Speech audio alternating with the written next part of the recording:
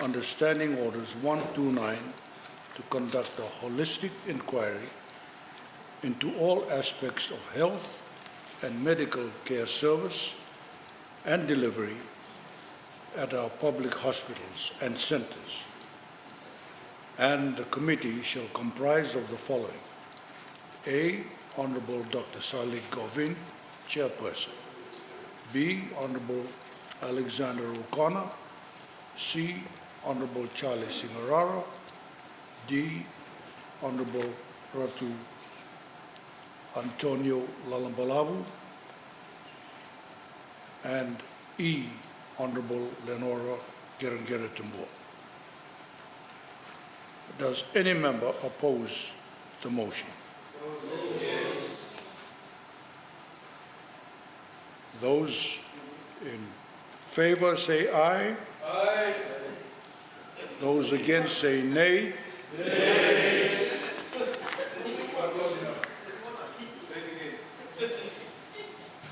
The motion is defeated.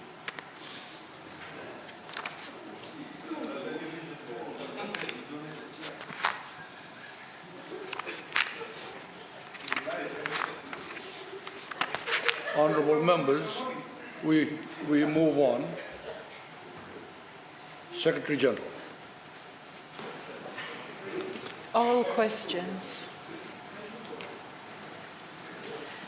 The first question will not be asked today, as the Minister to answer this question is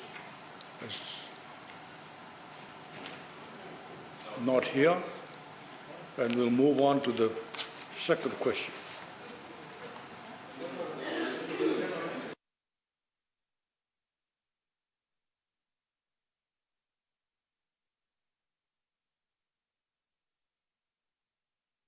Your pardon. I thought it was the carryover of your question from yesterday. I beg your pardon. I give the floor to the Honourable Lenora Qereqeretabua. Thank you, Honourable Speaker. I think I've been sitting out the back too long. Honourable Speaker, my question is to the Attorney General, Minister for Economy, Civil Service and Communications. As per the recommendation of the International Monetary Fund, in its report 1957, released in February of last year, can the Minister inform Parliament whether the government has any plan to replenish the funds already withdrawn by 180,000 Fiji National Provident Fund members post-tropical cyclone Winston in 2016? Thank you. Honourable Minister, you have the floor. Thank you, Mr. Speaker, sir. Mr. Speaker, thank the honourable member for this question. Just to contextualise this particular question, Mr. Speaker, sir, Cyclone Winston, which was in 2016, within 36 hours wiped off 1/3 of the value of our GDP. The cyclone caused widespread destruction, impacting about 62% of Fiji's population, affected 540,000 Fijians and over 30,000 households, resulted in 44 fatalities, damaged almost 500 schools and 88 health clinics and medical facilities. Widespread damage was also sustained to the agricultural sector, infrastructure and utilities, roads, bridges, jetties, ice crossings, etc. When you have 1/3 of the GDP wiped off within 36 hours, Mr. Speaker, sir, it is no minor event. Nor is it any minor feat to actually recover from that particular position. Mr. Speaker, sir, the Fijian government launched a number of initiatives. One of them, of course, included talking to the FNPF board, and the FNPF board itself recognized, given that 540,000 Fijians were affected, that they should also provide some latitude in respect of people being able to access some funds from the general account. So they allowed $1,000 per withdrawal.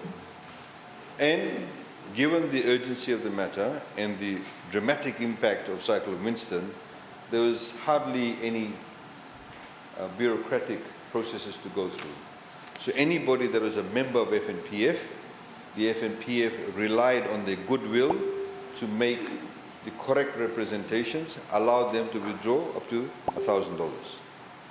Many people withdrew the funds because they genuinely needed them. Some people withdrew those funds because they wanted to go and watch Hong Kong Sevens or buy a new fridge or sofa.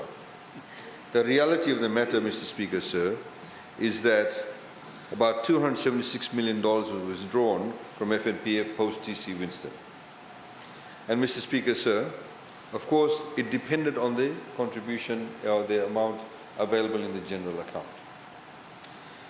On top of that, Mr. Speaker, sir, government also, as you know, as the members of the House of this Parliament are aware, Mr. Speaker, sir, we embarked on what we call the Health for Homes program, in which we essentially funded $127.8 million of rebuilding of homes.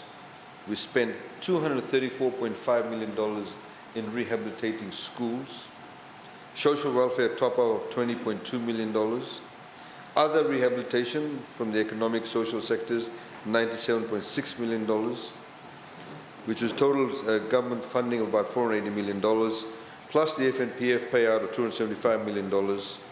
Then, of course, the insurance companies also paid out about $189.4 million. So, Mr. Speaker, sir, that was the level of injection that took place into the economy. Now, Mr. Speaker, sir, as we've highlighted in the discussions in the past 2 days, as we have currently now, where members, when they do withdraw funds, can only withdraw from the general account, they do not withdraw from the preserved account. The IMF report that the Honourable Qereqeretabua refers to, which I have here, actually does not talk about replenishing the funds. What it does say, and I'd like to read from that particular paragraph, it says, pension savings used to mitigate the impact of tropical cyclone Winston should be rebuilt. Should be rebuilt, not replenished. The huge difference. And it goes on to say the Fiji National Provident Fund allowed 180,000 pension contributors to withdraw up to 30% of pension savings, about 2.8% of GDP. This measure was effective in mitigating the adverse impact of Winston on many households.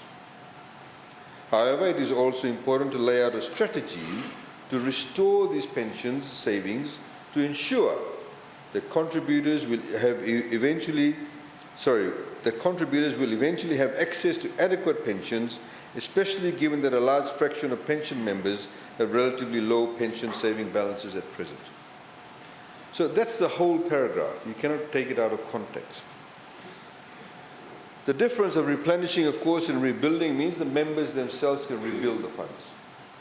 And in anticipation, Mr. Speaker, sir, this is the first time any government in Fiji, since the commencement of FNPF in the late 60s, of course, which was an idea proposed by the late A.D. Patel, the former leader of National Federation Party. For the first time, we actually have where the employers are actually paying more than the employees.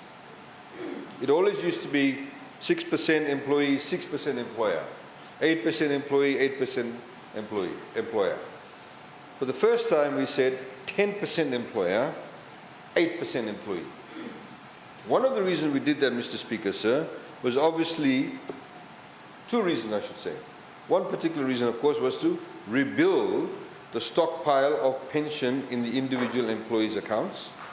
And number two, by having a higher contribution to the pension fund, it does not actually come out from the disposable income of the employee. In other words, if we said to the employee, you also have to contribute 10%, the amount of money they would be taking home every week would be less. But here we have the pension fund increasing, but the disposable income not being affected for the employee. Mr. Speaker, sir, let me just highlight the amount of FNPF contributions that have actually taken place. In 2015, the total contribution for the year through FNPF deductions was $432.2 million.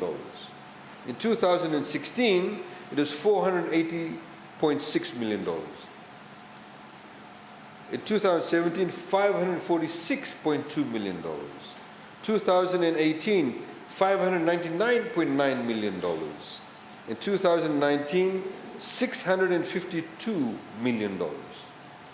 Now, Mr. Speaker, sir, you can see that every year is growing. Obviously, it means that there are more contributions coming towards the fund for two reasons. One of them is because the rate of pension contribution has increased because of the 8 and 10. And secondly, more and more people are being employed.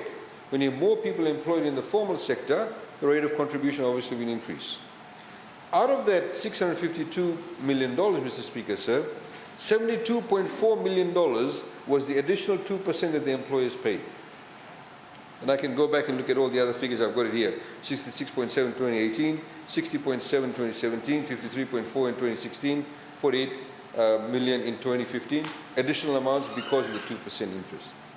So, Mr. Speaker, sir, there is quite a lot of work being done. Of course, as the honourable member would perhaps know, that one of the ways also of assuring that the pensioners actually have the would-be pensioners in particular, have a safe savings for themselves once they retire, is the smart level of investments that FNPF actually makes. Because if FNPF actually makes smart investments, then the allocation of that investment goes towards the members' funds, and therefore they have more money. And I understand FNPF has just announced today, I understand, some additional funding for those who are pensioners, not those who are currently not pensioners or below the age 55, but those over the age 55. They've been actually given a certain return now for the COVID-19 response. So, Mr. Speaker, sir, that addresses the issue. Thank you. I thank the Honourable Attorney General. We move on to the next question.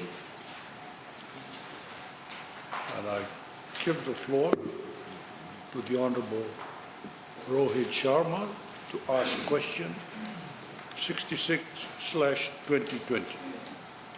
You have the floor, sir.